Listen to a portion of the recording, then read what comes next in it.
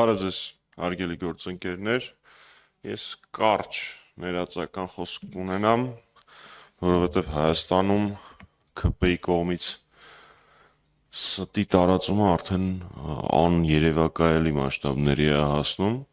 մասնավորապես 3 ՔՊ-ական պատգամավոր Վահագն Ալեքսանյանը ազգային ժողովի ամբիոնից որոշեց տարածի ցույց տա MacBook-ով իր չգիտեմ ինչ էր ավելի շատ ուզում անել սուտ տարածել, թե ցույց տալ, որ MacBook ունի, չգիտեմ, բայց ամենայն դեպս այլ տրամաբանական նպատակ ես չեմ գտնում այդտեղ։ Խոսքը վերաբերվում է ցուցադրված տեսանյութին, որտեղ փորձում է ներկայացնել պատգամավորը, որ նախագահ Սարգսյանը ժամանակին Ջո Բայդենի հետ հեռախոսազրույց, այն ժամանակ դեռևս ԱՄՆ փոխնախագահ Ջո Բայդենի հետ հեռախոսազրույցի ժամանակ կոչ է արել Ամերիկայի Միացյալ Նահանգներին չճանաչել հայոց ցեղասպանությունը, քանի որ որոշ ՔՊ-ականներ ընթերցելու ունակության հետ խնդիրներ ունեն, ես նաև կկարդամ այն, այսինքն բանավոր կասեմ այն, ինչ երեք գրել եմ իմ Facebook-յան սոցիալական ցանցերում։ Դեռևս 2010 թվականին հրապարակված այդ տեսանյութի վերաբերյալ նախագահ Սարգսյանի մամլո խոսնակը տարածել է հերքում, որ ունի մի քանի կարևոր կետ։ Նման բան երբևէ չի եղել որևէ հեռախոսազրույցի ժամանակ։ Բ. Հայկական կողմը իր համաձայնությունն է տվել Ամերիկայի Միացյալ Նահանգներին, ամերիկյան կողմին հրապարակել, գաղտնազերծել խոսակցության սղագրությունը,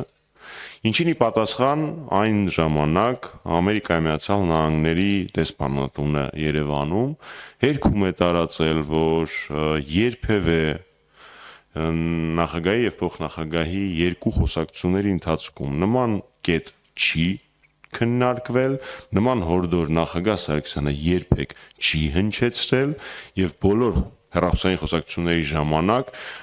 կոչ է արել իր գործընկերներին ճանաչել ցեղասպանությունը։ Այդ բոլոր տվյալները զետեղված են իմ Facebook-յան էջում,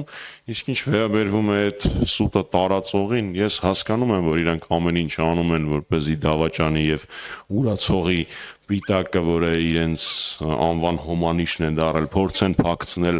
այլոց վրա, բայց թող մեզնից վազ անցնեն, դա որևէ պարագայում չի հաջողվի։ Ես հասկանում եմ, որ Մելիք Ֆրանգյուլի շակերտների մեջ համբավը իրենց հանգիստ չի տալի, բայց դա իրենք արդեն վաստակել են, թող առանձնապես չանհանգստանան։ Իսկ ինչ վերաբերում է առհասարակ ապրիլի 24-ին ընդառաջ նման խոսակցություններին, կարծում եմ նախագահ Սարգսյանի պաշտոնավարման հետագիծը, ինչպես նաև կուսակցության գործունեությունը այդ հարցում, կուսակցական դիվանագիտության տրամաբանության մեջ, հանրապետական կուսակցության կուսակցական դիվանագիտության մեջ ակնհայտ է ու խոսում է շատ ավելի բարձր, քան իրենց ստերը։ Այն գործընթացները, որոնք տեղի ունեցան նախագահ Սարգսյանի կառավարման ընթացքում տարբեր երկրների կողմից հայոց ցեղասպանության ճանաչման հետ կապված, 100-րդ տարելիցի շրջանակներում Հայաստան այցելած բարձրաստիճան պաշտոնյաների, երկրների նախագահների վերաբերմունքը այդ հարցին, ԵԺԿ բանաձևը, որը հետագայում հիմք դարձավ մի շարք եվրոպական երկրների խորհրդարանների կողմից ցեղասպանության ճանաչման հետ կապված, շատ ավելի խոսուն փաստեր են, քան որոշ երեսփոխանների ազգային ժողովի ամբիոնից հնչեցրած ստերը։